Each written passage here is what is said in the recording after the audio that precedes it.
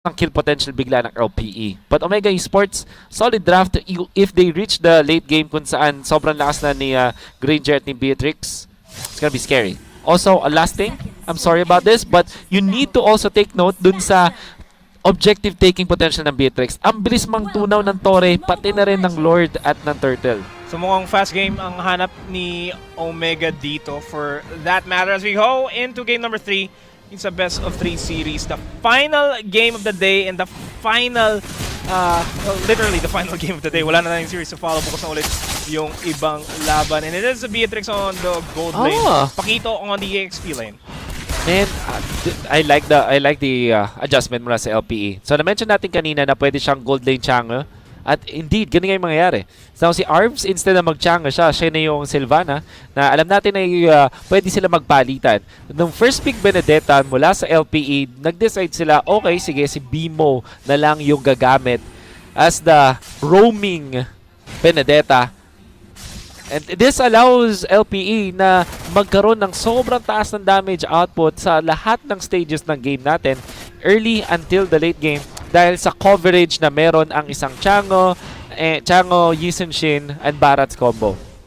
And on the side of Omega here, you said it best na Beatrix is an objective killer. Matutunan niya yung objectives. And all Toshi needs right now is to get a lot of space. And speaking of space, Bimo does not have a lot of space to move around here. Ars gets a stun onto Kenji just to keep him alive. And they manage to not secure the orange buff for themselves. But at the same time, nobody really falls down there. Yep. Mahirapan din dito si GZ kasi may nakakabwisit na Benedetta na humahabol-habol sa kanya. If you imagine, Aspects level 4, halfway papuntang level 5 at si GZ ngayon pala magsisimula sa kanyang purple buff. Ryota, dumalo pa para lang din talaga mag-reset. It's gonna be annoying. Unlike yung previous games natin na yung Granger ay nagkaroon ng free farm sa early stages, this time, mahihirapan si GZ. Yan na si Bimo. Oh, diving into the turret, Electro final blow just to secure the kill, pero actually, it was Ars that secures that for himself, and Hayes and Curtizi wants to go for a trade. It is a 1-for-2 trade in favor of Omega. Oh man, I can't imagine kung gaano kahirap ito para kay GZ. You have Sylvana na lakas manggulo, meron ka pa din na roaming Benedetta. It's gonna be difficult para sa Granger. In fact, kanina nung nag-level 4 na si Bimo sa kanyang Benedetta, meron siyang ultimate.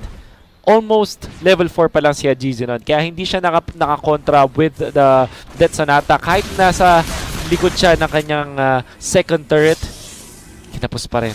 Malaki na ang difference ni Aspect, pati na rin ni GZ. And this is really looking good para sa LPE.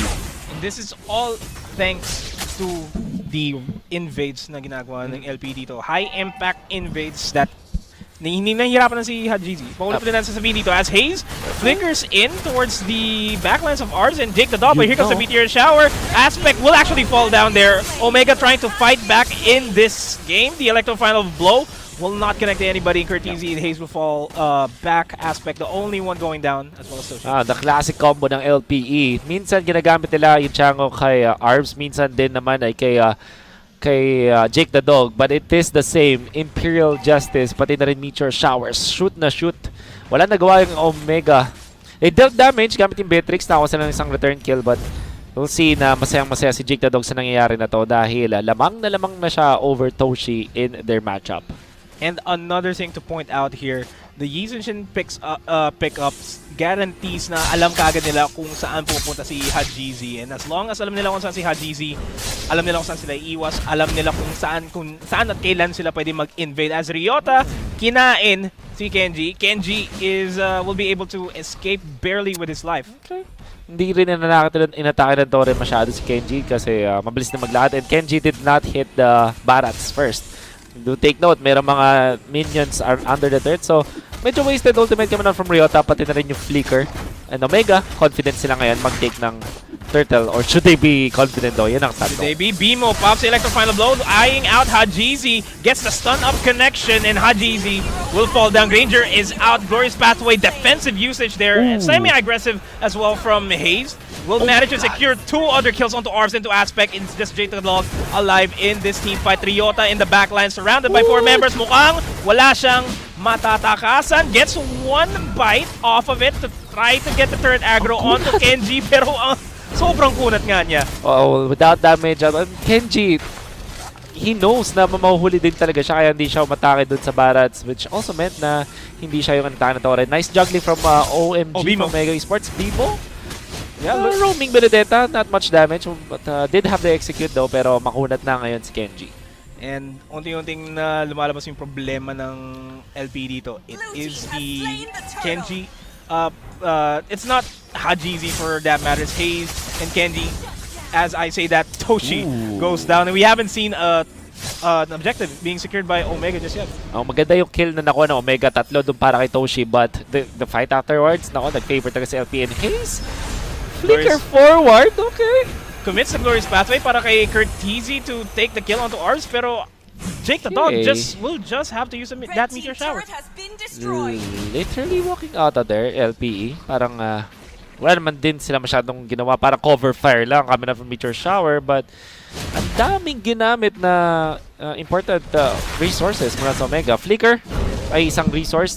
Imagine having 1 minute and 30 seconds na wala kang flicker on your tank. Tapos, you also committed yung inyong overturn and the glorious pathway din. So, weird na decision mula sa OMG. Weird decision making here, indeed. Alam nila na they have to secure kills, pero it wasn't really effective for themselves. Na they had a good idea on the top lane, pero they weren't actually expecting a full 3-man lineup. And they weren't actually expecting 3 members from LPE in that tribe rush. And that costs the, well, not actually costs the life here, but the HPs are dangerously low here for the rest of the members of LPE. Sila pa yung nadehado dun sa fight na yun. But they do manage to get the turret off of that. Are just buying a lot of time, manages to dash out. Bimo, nandiyan para tumulong. Gets the dive in. Ryota looking for an opportunity, and Bimo's gonna be playing the prize. Commits the electro final blow a bit too early. Questionable plays for both teams. Na makataas.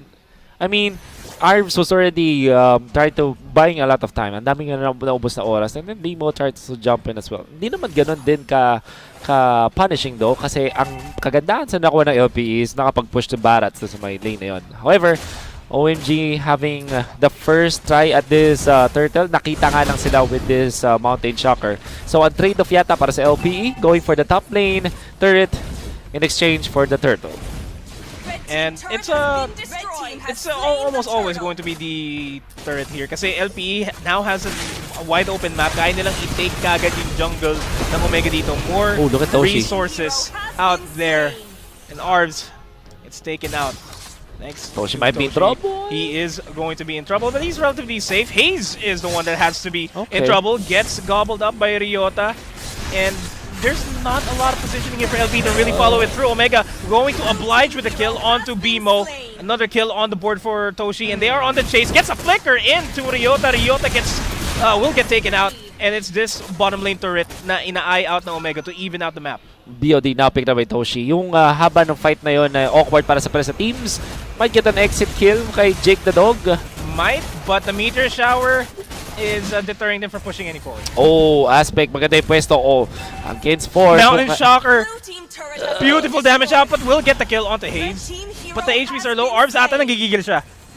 Oh man, ang weird and unfortunate ng turn of events for actually both teams. Flicker pero mas maganda yun. Gets the catch. Aspect looking for the wipeout, and he does get the cleanup there. The shutdown as well. Oh my god. Arms, napakagandang talon nun using the flicker. No match at all. May return kill ba? Medyo alang-ani pa yung return kill na gusto mong mangyari ng Omega dito kasi Jake the Dog always beautiful timing on that meteor shower. Pero Toshi! Damage output way too much onto Jake the Dog in Aspect. Oh, Ryota.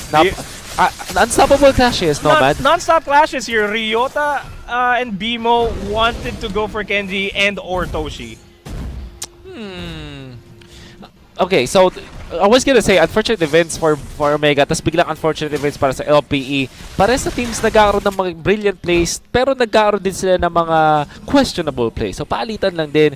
But then again, LPE, dahil sa fact na nakuha sila ng 4 na tore, 1 tore lang para sa Omega, sa kanila natin ibibigay talaga ang early stages. So like in the first 9 minutes, gonna be favoring them. And tingnan naman natin, lamang ng around 600 gold lang naman ating isang Chinover the Granger. Pero si Toshi, 6.6k. Ang kanya katapat, which is Jake the Dog, is just 5.7k. So, sabihin na natin hindi ganun kagandang economy ng supports ng OMG, pero yung kanilang mga cores against LPE, having a good time.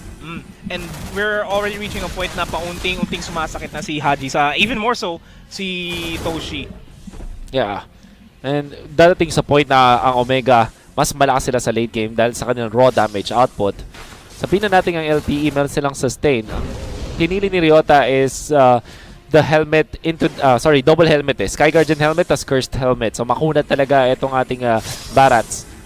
Kamo point though na baka kulangin sila ng damage unless dumating si Jake the Dog sa critical mass kung saan kaya na niya mag-burst down using the Meteor Shower. And speaking of Meteor Shower, it is being saved out just yet kasi LPE gusto nilang kunin yung Lord. Omega does not want to give them the Lord and they're already in position to secure the Lord themselves. Medyo tug of war yung nangyayari dito sa laban natin ngayon, Wolf. Yeah, it is definitely a tug of war. 9 minutes in. Kahit sinong team dito, hindi kayang ibigay, hindi afford na ibigay yung Lord over the other team. Sobrang crucial. At tingnan mo yung burst. We were talking about this, kung gaano kabilis mang-shred ng Torre, pati na rin ng Lord ang isang Beatrix. Give him a little bit of opening lang. Nako, mabilis yan. That's why LPE are respecting this. Hindi sila nagpapapoke, pero kakasabi ko lang. Hindi nila nirespeto ang bush. And look at the damage outflow from LPE. The Mountain Shockers as well reveals the location of Omega. The Glorious Pathway will be used defensively para mabuhay sila doon. A 1-for-1 trade.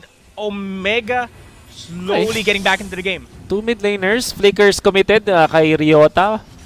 And a lot of battle spells din para sa Omega. So I think LPE are feeling confident now. Feeling very confident. Just Kenji and Haji contest this Lord. And let's take Kenji out of the equation as well. And that's a bad decision para sa Omega. Giving up yung kanilang EXP laner. Which also means, again, confident ulit ang LPE. Na-commit nila yung Meteor Shower nila with that kill. But I think that at that moment ay goods na yun para sa atin ng team. Bimo, ang ganda ng pwestuhan for scouting. At hindi rin nagpapatay. That is also an aggressive Glorious Pathway committed by Hayes, pero wala mismong nag-follow through. And that does apply the slow onto LPE, but it's not slowing them down with this team fight. Wow, LPE, the better decision making dun sa Lord area. Kinda have to think back yung Omega dito, one after another. Hindi sila ganun ka-synchronized. Bimo, back dun sa kanyang pwesto kanina. Now Curtizy, tipping his hands there. Looking for an opening. Omega will try to go Lord. for the steal. Lord will be secured by LPE. And with that being said, the Meteor Shower will be committed as well to deter Omega from looking for a fight. And yes, Haji is down. That's one burst damage out of the equation for Omega. Simple mathematics yung LPE. 4 versus 5 yung fight around the Lord area. Hindi nga actually naging 4v5 kasi yung ibang members pa ng Omega ay hindi handa nung tinry na gumawa ng play ng ibang members ng Omega. Bimo, napakaganda nung pwestuhan around doon sa Kramer area, doon sa may top lane. Makita nyo yung parang beetle na jungle creep. 2 beses siyang nandun at hindi man siya nakakuha ng kahit anong stun or initiation. Yung fact lang na alam niya kung nasa yung mga members ng Omega, that's already enough. At napapakomit din yung Omega dun sa tank natin na si Bimo. Kaya naman din effective paminsan-minsan ang isang roaming Benedetta. And now Omega, they're in trouble. They are in trouble. This is a throwback to game number 1 where LP is already sieging up. Beautiful entry there by Arvs. HP already low from Toshi, forced to back off. Yung damage output na meron si Toshi, hindi niya masyado na-apply kasi lagi siya nababurst out. Kailangan niya bumalik agad para mag-reset. That's right. And now the siege for the mid lane is happening as well. They will not be able to secure this, pero they have to fear the fact na yung LPE nasa labas na ng bahay ng Omega. So you see, yung magagandang talo dito ng LPE, kaya natin masabing maganda sila kasi nagugulo nila yung backlines, nakaka-achieve sila ng pag-take ng objectives at hindi lang yan, nakakaalis sila safely. Another jump from Arms. Another Glorious Pathway committed. Hopefully, this is going to be the aggressive play from Omega. Pero again, beautiful timing by Jake the Dog. Hindi niya basta-basta binibitawan yung Meteor Shower. Now look at this decision from LPE going for defensive items. Kaya ang kukunat nila.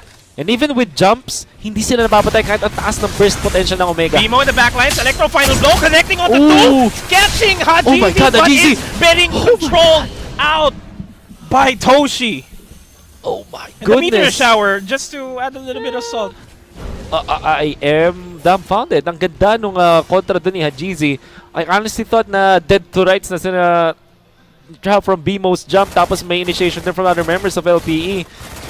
Pero instead na bumak ng totally, sumindstep siya ng konti papunta dun sa kanan from our field of vision.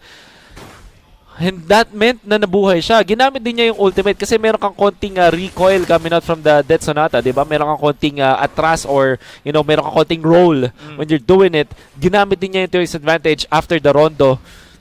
Very smart usage ng kanyang Granger. And again, wonderful usage of the Mountain Shocker to get information kung nasaan yung Omega sa mapa. And they know for a fact they are on the top side. They will be creating a lot of space. LPE will be creating a lot of space for themselves to deprive Haji, deprive Toshi of any farms. I like this. Omega, nagpapakita ng veteran moves on their defense, pero yung LPE parang talagang contender yung kanilang mindset. Especially with how they are performing yung pwestuhan dito ni Bimo, makikita mo na maganda talaga yung communication ng LPE as a team kasi bawat galaw nila ay may parang plano before it happens. And now they're in control. Sabihin na natin na hindi ganoon kataas yung kanilang damage output kung banggaan lang ang usapan, pero the way that they're playing it and yung pagmamaximize nila ng mga heroes nila sa pwestuhan, sa timing, it makes it so na mas maganda yung kanilang itsura when the team fights do happen. And yung itsura ng Omega dito OMG na lang sila. Kasi ang hirap na ng pwesto nila. 2 inhibitor turrets are down. Only 1 turret left dun sa base nila. And if that falls down, mas madali na yung push ng LP to end the game. Omega needs to secure the upcoming Lord. Yeah. Pero LP has the priority. Gotta have to take note. Meron kang Glaive, meron ka pang Holy Crystal doon sa ating Chango.